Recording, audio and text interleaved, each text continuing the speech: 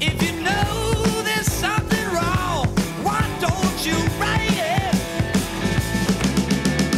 Raise a little hell, raise a little hell, raise a little hell. BC voters are making their picks right now, as we heard earlier. Major pipeline decisions hang in the balance of this provincial election. Which leader will make the call about the future of pipelines in BC? Who ran a better campaign? Who's feeling the pressure right now? Joining me now, former BC Liberal Party advisor Alise Mills and a member of our power panel, doing some double duty today, an NDP strategist and often a member of our power panel, Marcella Monroe. Good to see both of you here. And I'm sure you're both punch-drunk with excitement and exhaustion over this thing. Alise, let me start with you because voting is underway. Polls do show that the NDP leader, Adrian Dix, is still ahead.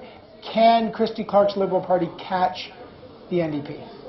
I think Alberta taught us some valuable lessons, Evan, and I think that anything is possible tonight. I'm not going to get into too many tight, narrow predictions because I think it's still very much anyone's game out there. And I think the involvement of a handful of independents plus the Green Party, two very popular Green Party candidates, changes the game for the NDP and the BC Liberals. But I think that the BC Liberals will probably close that gap that we saw from the poll last night. All right. Marcella, Alise is talking about, there's comparisons here. Is it Alison Redford in Alberta, or is it Jean Charest in Quebec, who mounted some kind of comeback, but of course in the end lost as a minority government in Quebec? How do you see this going?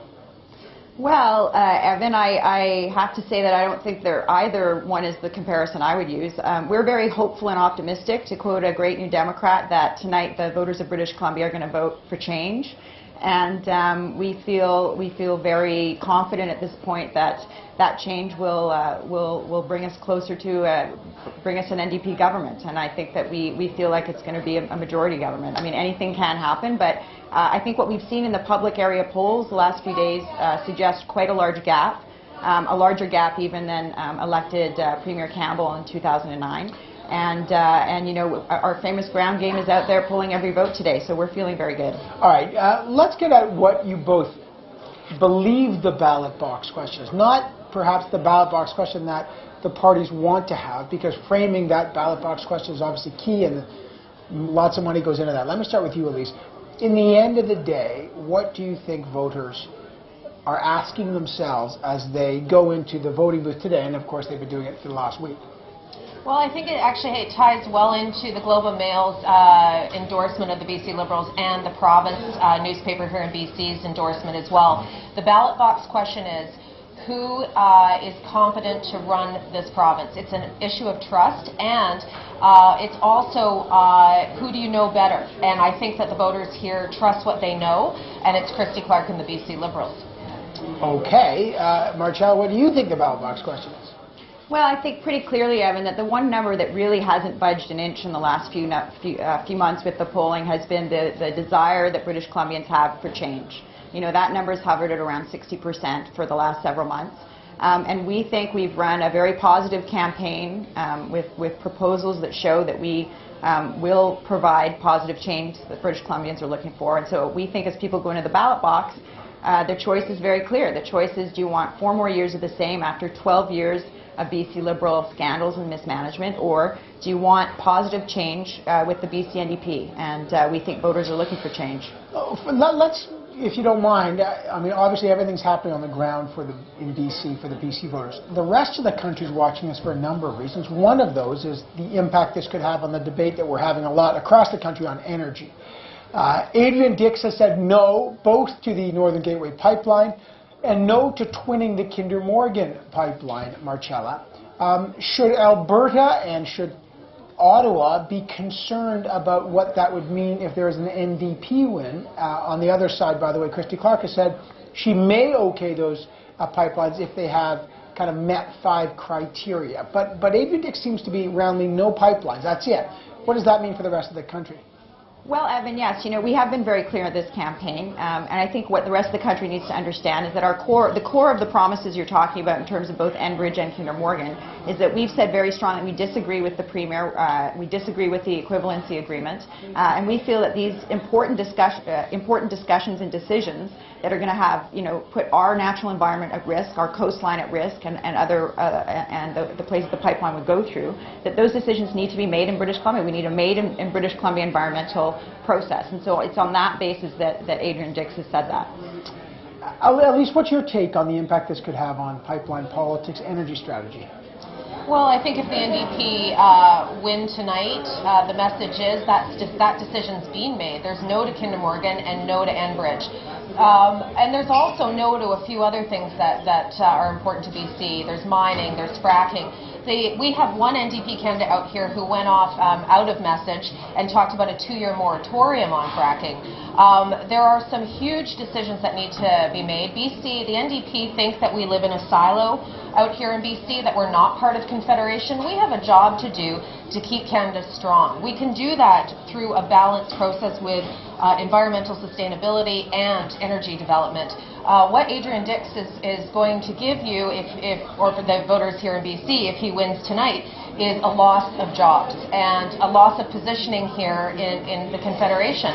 Alberta is in discussion with the Northwest Territories. I understand from their Minister of Industry in the Northwest Territories that they're going to be going forward with an MOU for a pipeline. They want the pipelines.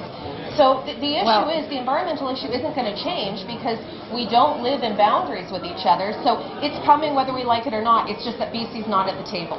See, this is the problem we've had here in British Columbia. The BC Liberals have run this campaign, and it's laughable for them to talk about jobs. British Columbia has lost 45,000 private sector jobs since the BC Liberals launched their quote-unquote jobs plan. Listen, this campaign we put forward positive proposals for economic development. We've said yes to mining. We've also said yes to forestry. We've said yes to film and television. We're committed to building a prosperous and positive forward-looking economy in this country, and that's what we'll do if we're elected tonight. Evan, if I can just jump in for a second, the average earner in the entertainment industry here in British Columbia is making about 500 to 700 a week.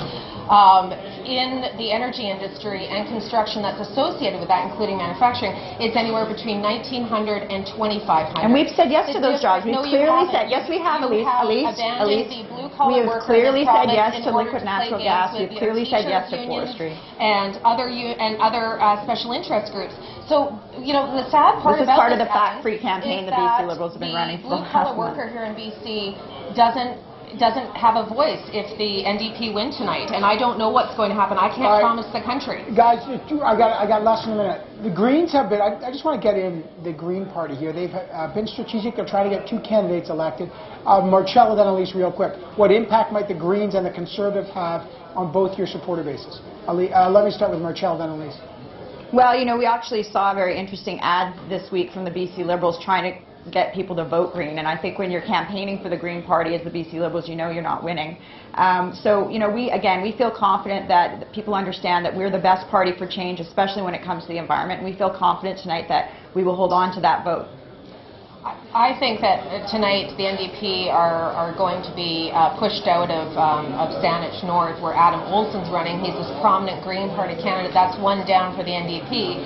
The effect, though, with the other Green Party candidate will be a BC Liberal seat, if the projections are correct, Evan. That would go to Andrew Weaver.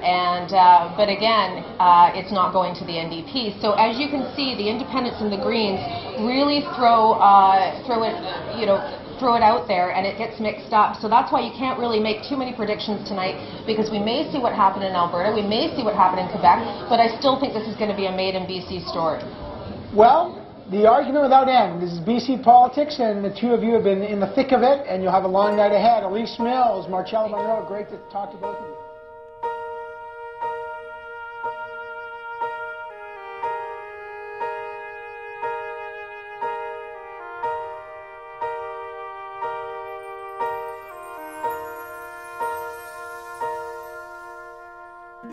I've seen you standing alone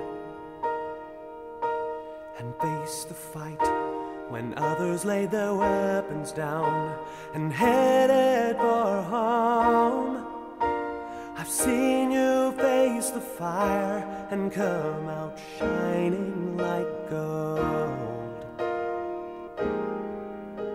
And I want you to know I've seen you lay visions down for someone else and give your life a sacrifice, no fanfare around. I've watched you weather storms that would have left others drowned. And this is what I've found. You are my hero.